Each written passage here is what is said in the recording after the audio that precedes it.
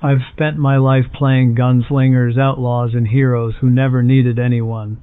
I thought strength meant standing alone, but tonight I'm here to tell you, I was wrong. I had the fame, the awards, and the legacy.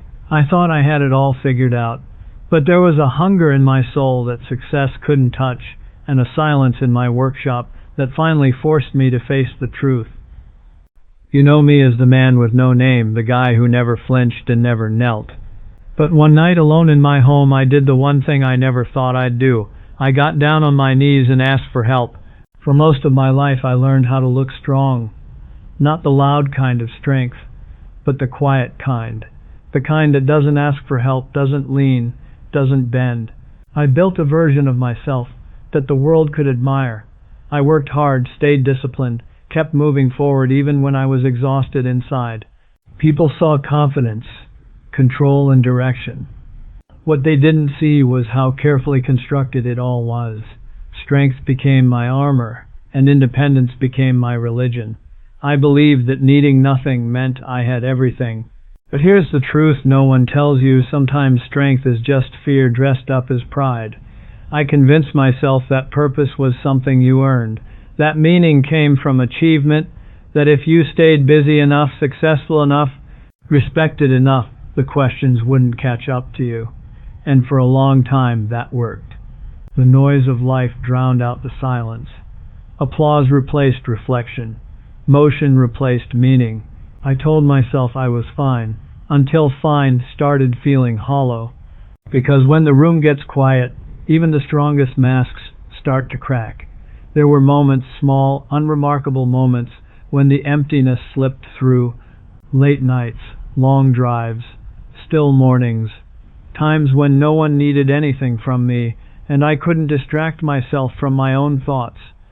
I didn't have a name for what I felt, only a weight, a sense that something essential was missing, even though nothing was technically wrong. You can have a full life and still feel empty inside. I tried filling that space. The only ways I knew how worked, discipline, personal philosophies, stitched together from borrowed ideas. I told myself that being decent was enough. That effort counted. That intention mattered more than truth. But deep down I knew that I was answering surface questions while avoiding the deeper ones. Because being good doesn't always heal what's broken. What finally unsettled me wasn't failure, it was the realization that success didn't save me from myself. That no matter how far I went, I was still carrying the same unanswered ache. And that's when the most uncomfortable thought arrived. What if strength wasn't the answer? What if surrender was? If strength couldn't save me, what if something else could? The turning point didn't arrive with drama. No announcement, no thunder, just silence. One ordinary moment when life slowed down enough for me to hear my own heartbeat. I was alone, doing something familiar, something mechanical, when the weight of my own mortality settled in. Not fear exactly, but clarity. The quiet asked questions I couldn't ignore anymore. Some moments don't shout, they whisper, and those are the ones that change you. I began thinking about time, not as something to spend, but something that runs out. About all the versions of myself I had been, and the one I was becoming. I realized how often I'd explored big ideas without ever letting them explore me. I had studied meaning from a distance, but never let it confront me personally. It's easier to analyze life than to let it examine you. I thought about guilt, not the obvious kind, but the subtle kind that accumulates when you know you're living around the truth instead of inside it. I thought about the moments I justified, the things I avoided, the pride I called self-respect. I wasn't a villain, but I wasn't whole either. You don't have to be lost to know you're not home. Around that time, I noticed something different in someone close to me. Not perfection, not preaching, just peace. A steadiness that didn't depend on circumstances. They weren't louder than life's chaos, but somehow they weren't controlled by it either. That contrast stayed with me. Peace stands out most in a restless world. When I finally asked what had changed, the answer wasn't an argument. It was a story. Simple, unpolished, centered on grace instead of effort, on love instead of performance, on surrender instead of control. And for the first time, faith didn't sound like an escape. It sounded like an explanation. What if the peace I admired was the answer I'd been avoiding? I didn't accept anything quickly. I questioned everything. I examined claims, history, logic, and consequences. I needed truth that could withstand pressure, not comfort that collapsed under scrutiny. I wasn't looking for something to lean on. I was looking for something real. Real truth doesn't fear questions. It invites them. I began reading slowly, carefully, without assumptions. And what surprised me wasn't religion. It was the person at the center of it. A figure who didn't flatter human pride, who challenged hypocrisy but embraced brokenness, who didn't lower the standard, yet offered mercy instead of condemnation. Grace is most powerful when it tells the truth about us. The more I read, the more patterns emerged. Stories of restoration, of people who couldn't fix themselves being transformed instead of discarded. It wasn't about self-improvement, it was about new life. And that distinction mattered more than I expected. Improvement changes behavior, transformation changes identity. I wrestled internally. Letting go of control felt dangerous. Admitting need felt like defeat. But the deeper I looked, the clearer it became. Everything I admired about goodness, sacrifice, and redemption pointed to something greater than human effort. Every story of redemption echoes a greater one.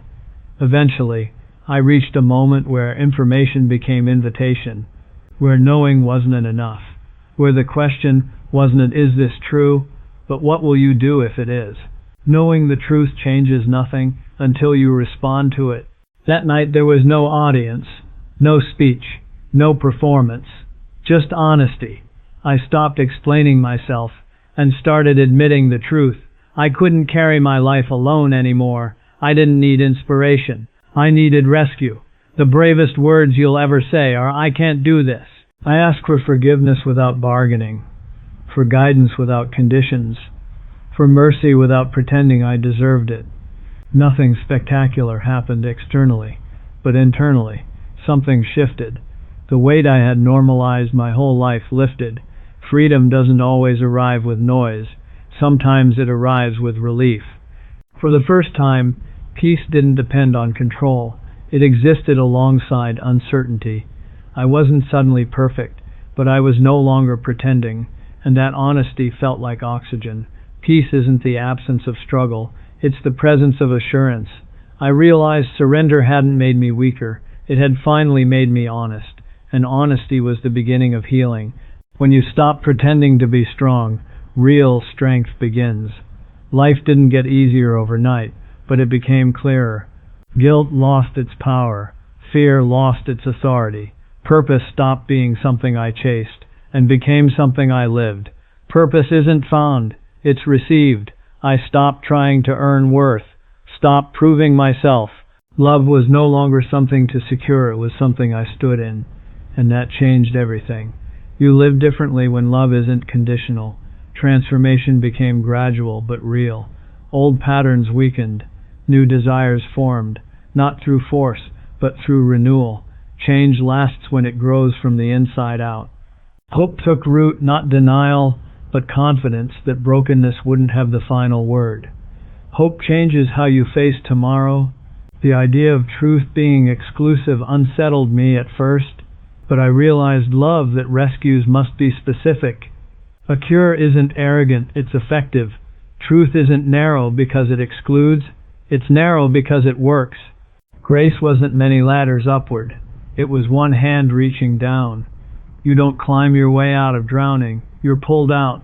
That distinction changed how I saw faith, not as effort, but as acceptance. Grace doesn't ask you to climb, it asks you to trust. This isn't about religion. It's about religion, it's about relationship, about forgiveness that's real, purpose that lasts, hope that survives death. Everything temporary will eventually fail, but truth remains.